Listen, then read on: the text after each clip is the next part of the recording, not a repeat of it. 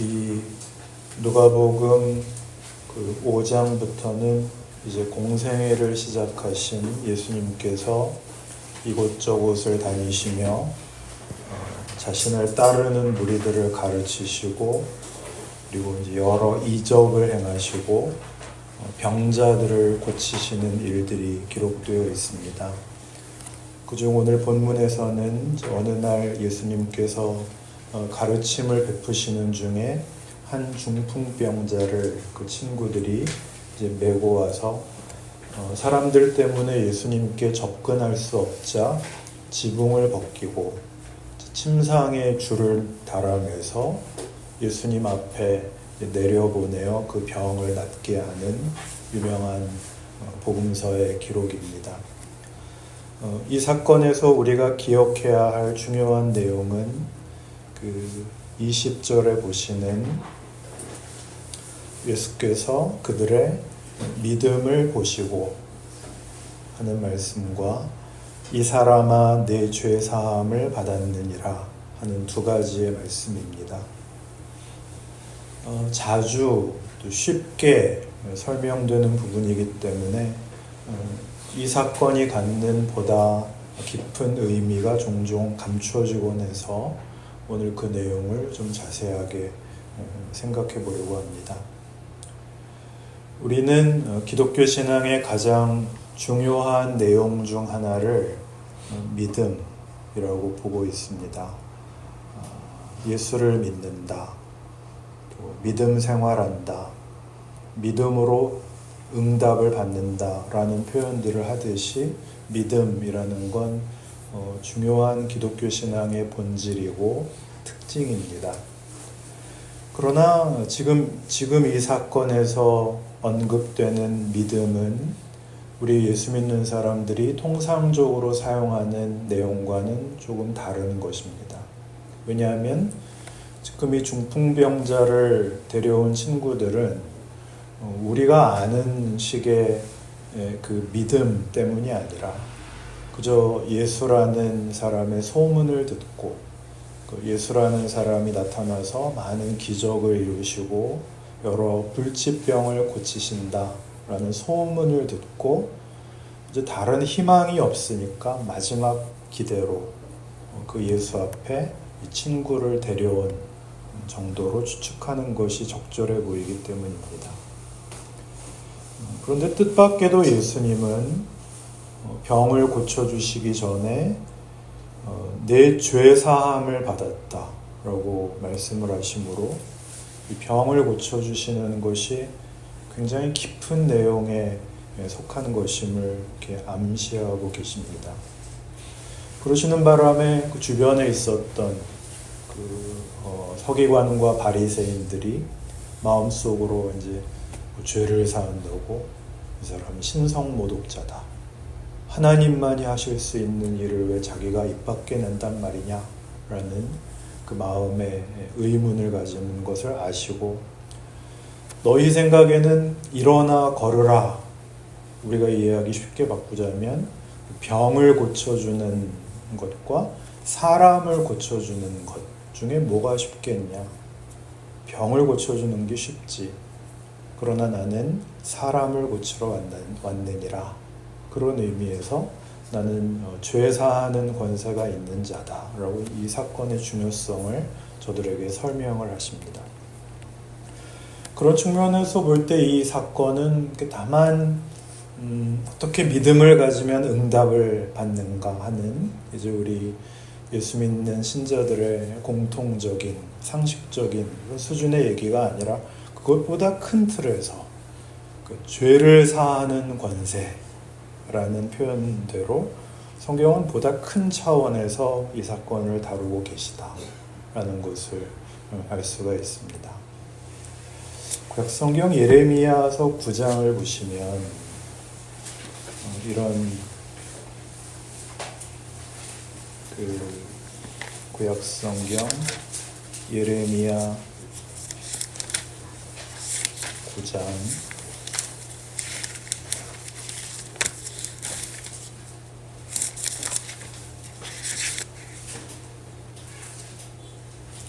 9 9장 23절에 이런 말씀이 나옵니다. 여호와께서 이와 같이 말씀하시되 지혜로운 자는 그의 지혜를 자랑하지 말라. 용사는 그의 용맹을 자랑하지 말라.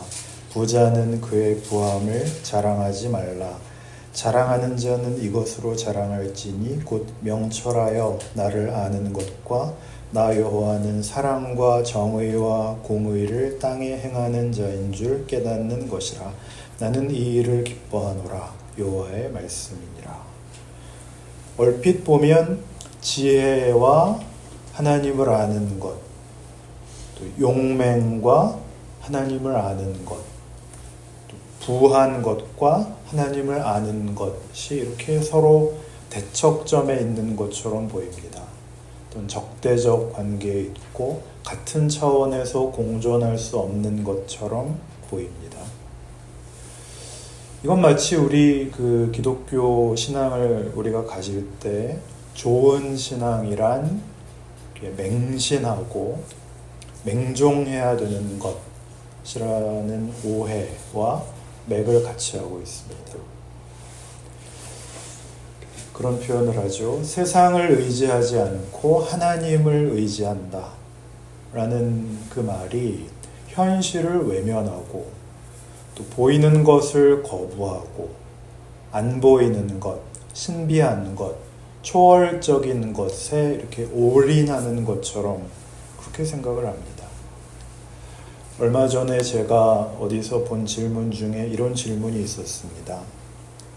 하나님을 믿는 사람이 왜 세상 책을 보나요?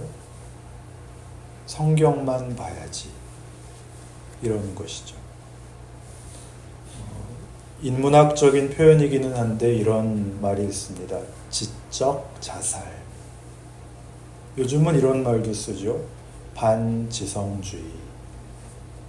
어떤 이념이나 어떤 사상에 대한 맹종으로 인해서 그 외의 모든 상식과 이해를 접어버리는 것. 그 신앙인들이 저지르기 쉬운 실수입니다. 신앙이라는 이름으로 모든 이해나 논리나 상식을 또는 생각을 다 덮어버리는 것이죠.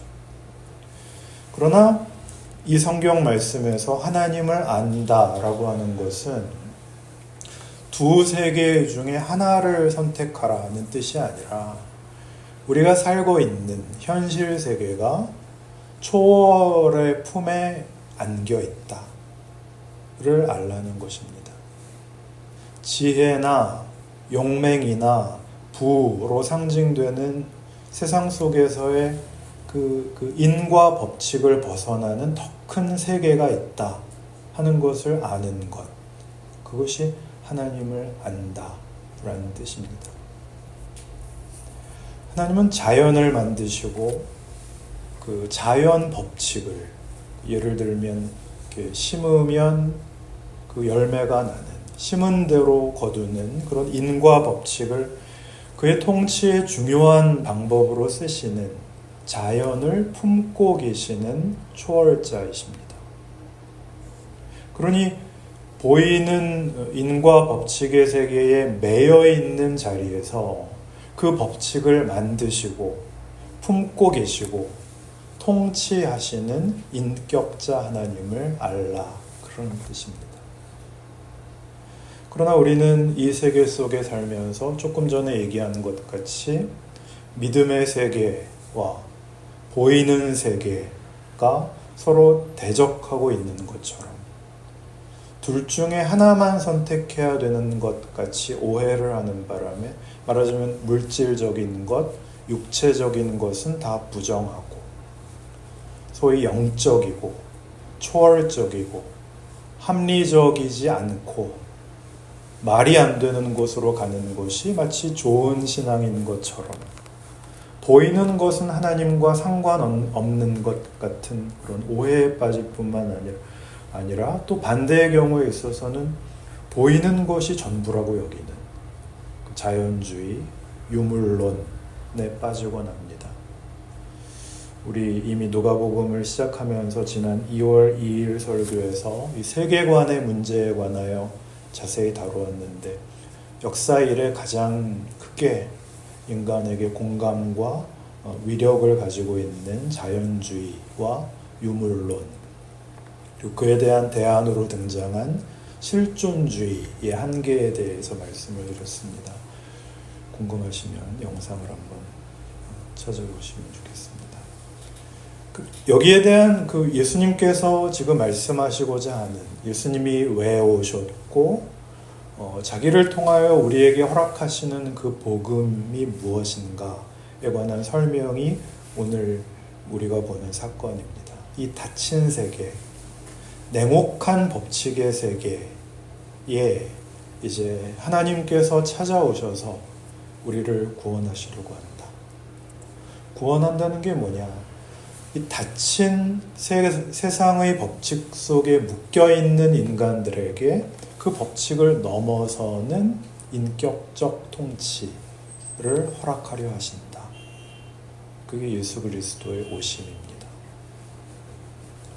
신약성경 로마서 1장을 보시면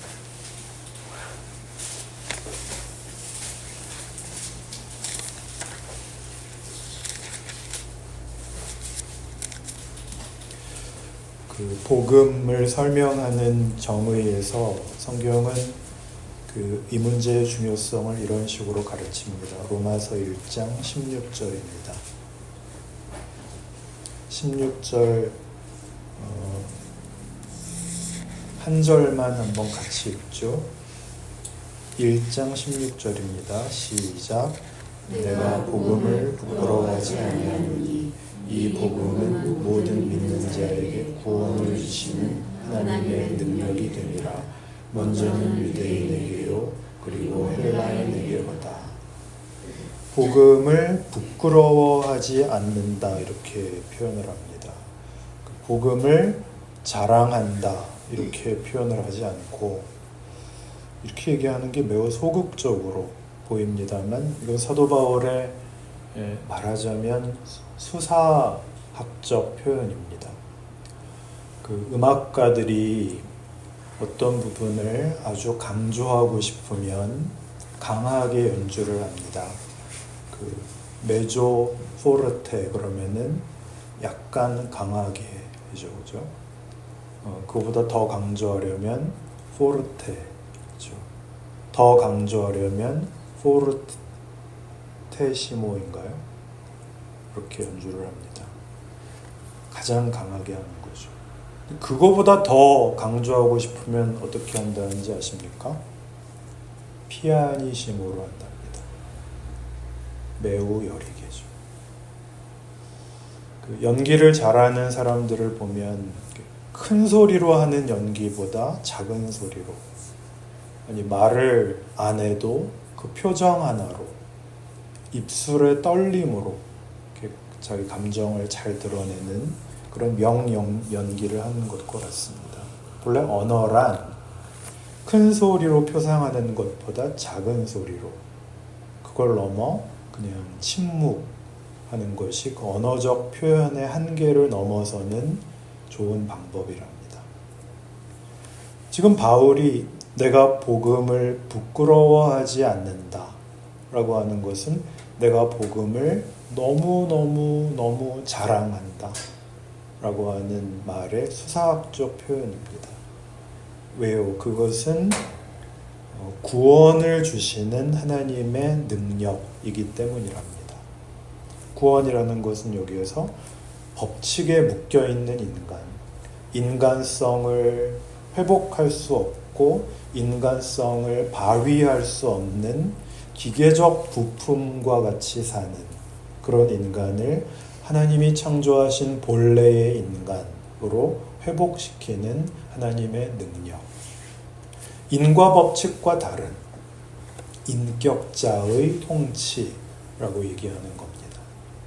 인격자란 뭐죠? 상대를 존중하고 사랑하고 용서하고 고쳐주고 감싸주고 봐주고 그리고 포기하지 않는 하나님이라고 소개하는 것입니다. 복음은 그런 것입니다. 예수를 만나 하나님의 자녀가 된다는 것은 비로소 내가 참 인간이 될 수 있다라는 걸 아는 것입니다. 우린 다른 표현으로 많이 쓰죠. 예수를 믿었더니 평안을 얻었다. 감격했다. 새로워졌다. 은혜를 받았다. 또는 성령을 받았다.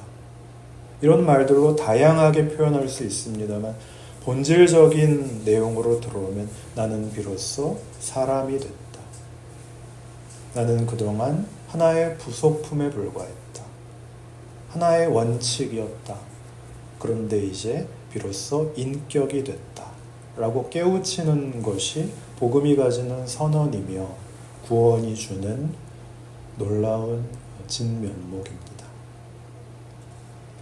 이어지는 말씀을 보시면은 로마서 1장 17절에서 그래서 복음에는 하나님의 의가 나타나서 믿음으로 믿음에 이르게 하나니 기록된 바 오직 의인은 믿음으로 말미암아 살리라 함과 같으니라. 의인은 믿음으로 산다라고 하는 건 뭐죠? 오늘 우리 그 중풍병자를 고치시는 예수님이 이 기적 사건에서 처음에 언급하셨다시피 예수님께서 그들의 믿음을 보셨다라고 할 때 그 믿음은 당신 믿습니까? 이 친구가 나을 줄로 믿습니까? 그럼 믿습니다. 라고 시옷 발음 세게 하는 그 자기 확신, 신념의 문제가 아니라는 것입니다. 여기서의 믿음이란 저들이 비록 자기들이 찾아온 이분이 누군지도 모르고 이분이 말씀하는 믿음이라는 것이 무슨 뜻인지도 잘 몰랐지만 그러나 인과 법칙의 세계로는 자신들의 문제를 풀 수 없다는 것을 스스로 인정하고 그 법칙을 넘어서는 일을 구했다 라는 뜻입니다. 예수께서는 거기에 이제 응답을 하심으로 당신이 인과 법칙을 벗어나는 인격적 통치자의 임재임을 선언하시는 것입니다. 그것이 죄를 사하노라죠. 죄를 사하노라. 죄란 인간답기를 포기하는 것입니다.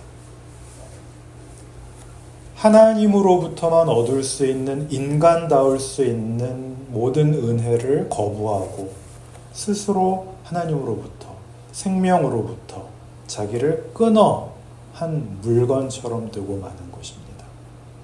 한 법칙에 묶인 그런 존재가 되고 마는 그것을 성경은 죄라고 하고 또 사망이라고 합니다. 하나님이 당신의 형상으로 만드신 그 존재가 되기를 거부하여 스스로를 한 법칙 아래 묶어둔 노예의 자리로 가 있는 상태죠. 같은 로마서 3장을 보시면 그 로마서 3장 19절 이하에 우리 여러 번 본 말씀이지만 오늘 이런 시각으로 한번 다시 보실 필요가 있습니다. 3장 19절부터 22절까지를 같이 한번 읽죠. 시작. 우리가 알거니와 무릇 율법이 말하는 바는 율법 아래에 있는 자들에게 말하는 것이니 이는 모든 입을 막고 온 세상으로 하나님의 심판 아래에 있게 하려 함이라. 그러므로 율법의 행위로 그의 앞에 의롭다 하심을 얻을 육체가 없나니 율법으로는 죄를 깨달음이니라. 이제는 율법 외에 하나님의 의가 나타났으니 율법과 선지자들에게 증거를 받은 것이라. 곧 예수 그리스도를 믿음으로 말미암아 모든 믿는 자에게 미치는 하나님의 의인이 차별이 없느니라. 여기에 오늘 그 중풍병자 사건을 이해할 때 가장 중요한 이렇게 큰 틀이 되어주는 구원에 관한 설명이 나오는데요. 여기서 율법이란 대표적인 인과 법칙입니다. 잘하면 복 받고 못하면 벌 받는 것이죠. 그건 좋은, 옳은 법칙입니다. 그렇죠? 그런데 우리 기독교의 복음, 하나님께서 예수 안에서 허락한 구원은 인과 법칙을 뛰어넘는다는 것입니다. 인과 법칙을 외면하는 것이 아니라 그것보다 큰 것이죠. 인과 법칙 안에 묶여있는 삶은 우리 모두를 사망으로밖에 끌고 가지 못합니다. 우리가 사실 그 옳다든가 인간의 그 옳음의 그 총합이랄까요? 신념이라든가 이념이라는 것이 얼마나 무시무시한 것인가를 인류는 지난 20세기 내내 가장 많이 경험했습니다. 그런데 아직도 이념 타령을 하는 것은 시대에 뒤떨어진 것일 뿐만 아니라 기독교 신앙의 본질을 심각하게 왜곡하는 것입니다. 20세기 내내 나치 정권이나 공산주의 정권이나 캄보디아의 폴포트 정권의 그 이념을 실험했는데 그것이 그 옳다는 이거 아니면 나라 망한다 라고 하는 그런 옳음과 이상이 인간의 손에 의해서 추진되자 희한하게도 인간성이 상실되더라 라는 것입니다. 이념의 이름으로 폭력과 살육이 자행된 것입니다. 심지어 자유라는 이름으로 민주주의라는 이름으로 하는 그런 못된 짓들을 보십시오. 6.25 때 그 마을에 북한군이 들어오면 북한 깃발을 흔들고 반대로 국군이 마을에 들어오면 태극기를 흔들고 그랬다죠. 지금 누군가가 시진핑 욕해봐, 중국 욕해봐, 그런 유치하기 짝이 없는 질문을 한다는 것처럼 그때는 미국 욕해봐, 김일성 욕해봐 그랬겠죠. 안 하면 잡혀가서 죽는 겁니다. 서로 옳다고 주장하는 이념으로 인해 서로를 죽였죠. 영락교회 원로 목사님이셨던 고 한경직 목사님은 자신이 그 일제강점기에 신사참배를 했다는 사실을 두고두고 참회하셨답니다. 그런데 영락교회 청년들이 서북 청년단을 만들어서 공산주의자들을 섬멸했다는 제주 4.3 사건에 대해서는 돌아가실 때까지 자랑스럽게 여기셨답니다. 본인이 옳다고 생각하는 그 이념을 위해서라면 제주 도민의 3분의 1을 학살했다는 그런 사건에 대해서도 전혀 문제의식을 가지지 못한 것입니다. 옳다는 것이 인간을 인간되게 하지 않고 비정하게 만들더라는 것이죠. 마찬가지로 신앙이 이념화되고 맹신이 되는 것 굉장히 조심하셔야 됩니다. 신앙적 진심과 온전한 헌신이라는 것이 하나님께서 예수 안에서 요구하시는 그 참다운 인간성을 만들기보다 그것 자체가 하나의 신앙이 되어 그것이 유일한 잣대가 되면 아주 쉽게 따뜻한 사람이 되는 것이 아니라 무서운 사람이 됩니다. 지금도 우리가 얼마든지 만나는 무거운 현실이죠. 그러나 성경이 증언하는 하나님의 통치의 놀라움은 하나님이 우리를 이해하러 오시고 우리의 처지에 동참하러 오신다는 사실이죠. 그게 성육신입니다. 우리 흔히 말하는 그 간증하는 내가 못난 짓하고 내가 방황하고 내가 잘못 간 그 절망의 저 끝까지 갔더니 거기 예수께서 짠 하고 나타나셨더라가 아니라 내가 잘못 간 어떤 자리라도 예수님이 말없이 쫓아오셨더라. 돌아보니 예수님께서 나랑 같이 울고 계시더라. 라는 사실에 우리는 항복하는 거 아닌가요? 우리의 치열함이나 우리의 진지함이나 간절함이 나를 신앙인으로 만드는 것이 아니라 그것을 받아주시는 분이라는 사실에 우리는 항복을 하는 것입니다. 그런 차원에서 오늘 예수 그리스도께서 중풍병자를 고치시는 이런 장면들을 그런 차원에서 이해하셔야 됩니다. 하나님의 일하심의 놀라움을 드러내죠. 지금의 우리의 형편에 대하여 하나님이 저 하늘 위에서 우리가 어떻게 하나 쳐다보고 계신다고 생각한다면 우리는 성육신을 이해하지 못하는 것입니다. 그는 이 땅에 오셔서 우리가 묶여있는 현실, 인과 법칙의 결과까지 같이 경험하십니다. 세상을 만드시고 세상 안에 하나님의 이 좋은 통치, 노력하여 정당한 결과를 얻는 이 원칙과 윤리와 도덕을 주셨죠. 주셨음에도 불구하고 그 법칙을 가지고 도리어 역사 내내 인간성을 말살시키는 이 죄악된 세상 속에 하나님이 찾아오시죠. 그리고 그 모든 것들이 다 우리를 풍성하게 하는 하나님의 통치이며 그 법칙을 만드신 분이 무엇보다 인격자라는 사실을 우리에게 증언하시죠. 그리고 마침내 예수께서 그 인과 법칙에 묶여 죽으심으로 세상이 지금 어떤 비극 속에 있는가를 보이시고 하나님이 그를 죽은 자 가운데서 살려내어 세상이 가지는 법칙이 최종적 권위가 아니라는 것을 온 세상과 역사에 증언하십니다. 그러니 오늘 우리가 보는 이 본문에 나오는 말, 이 사람아 내 죄 사함을 받았느니라 는 얼마나 놀라운 선언입니까? 우리에게 주시는 말씀입니다. 우리는 이미 이걸 확인한 사람들입니다. 그 대표적인 증거로 우리는 기도할 수 있습니다.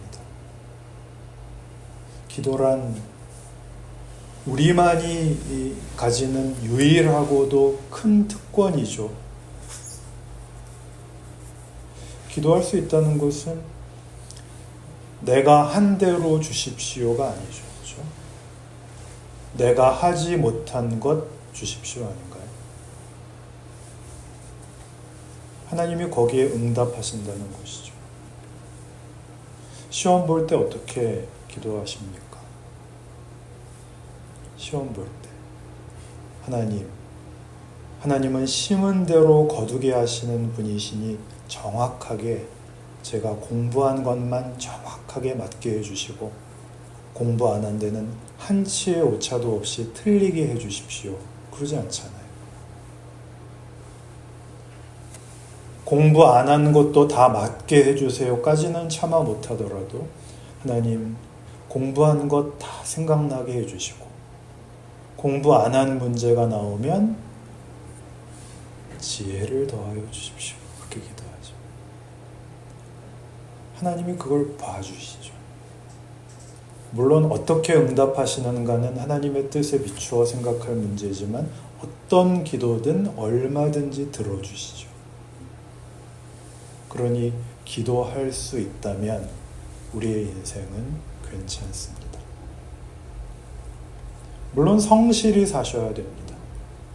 그러나 그것보다 더 주시려는 하나님이 그 아들을 보내어 우리를 부르셨고 우리를 당신의 자녀로 구원하셨다는 것 꼭 기억하시는 여러분의 신자된 현실이고 인생이시기를 바랍니다. 기도합시다. 하나님 아버지, 우리는 성실히 살아야 합니다. 그러나 성실에 붙잡히지 않고 믿음에 서야 한다는 것 배웁니다. 하나님, 우리로 이 세상을 진실하게 살게 하옵소서. 정성껏 살게 하옵소서. 통치하시는 하나님을 닮아 이 세상의 법칙을 이기는 자로 살게 하옵소서. 교회가 세상 앞에 손가락질 당하는 참으로 부끄러운 현실이 되었습니다. 누구의 책임으로 돌리겠습니까? 이때 도리어 우리는 우리를 찾아오시고 구원하신 하나님의 어떠하심을 각자의 삶과 믿음에서 보여주는 일 책임있게 감당케 하여 주옵소서. 예수님 이름으로 기도합니다. 아멘.